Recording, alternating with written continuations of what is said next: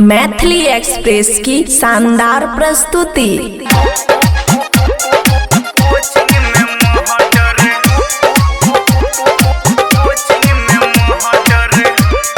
खुशी recording studio बलुआहा।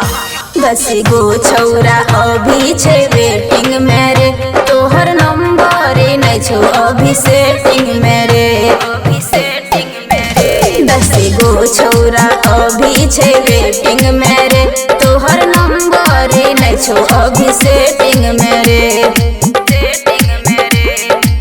Road पछौड़ी मचाबै छी गदर, road पछौड़ी मचाबै छी गदर, तोरे खातिर है तो कोचिंग में मर्डर। रोड पछौड़ी मचाबै छी गदर, तोरे खातिर है तो कोचिंग में मर्डर।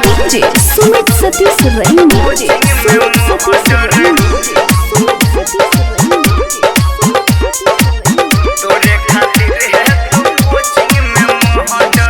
तोहर की जाय छो यहने चलबै उतान, कते छौड़ा के डोलेबे ईमान।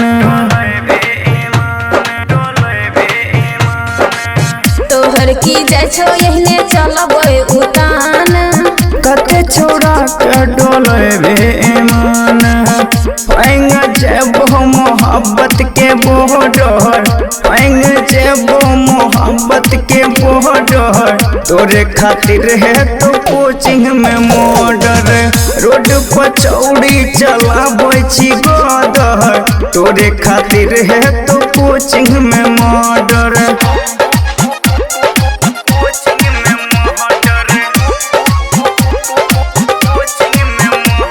खुशी रिकॉर्डिंग स्टूडियो बलुआहा।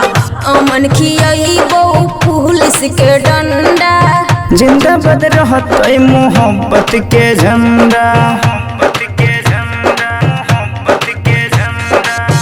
अमन खियाइबो पुलिस के डंडा, जिंदाबाद रहतै मोहब्बत के झंडा।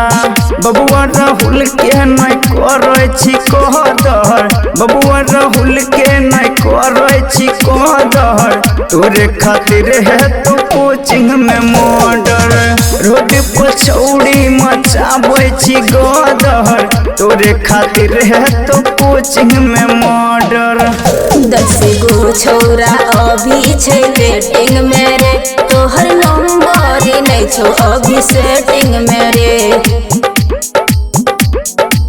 रोड पछौड़ी मचाबै छी गदर, रोड पछौड़ी मचाबै छी गदर, तोरे खातिर है तो कोचिंग में मर्डर।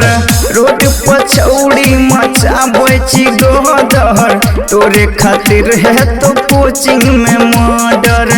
खुशी रिकॉर्डिंग स्टूडियो बलुआहा।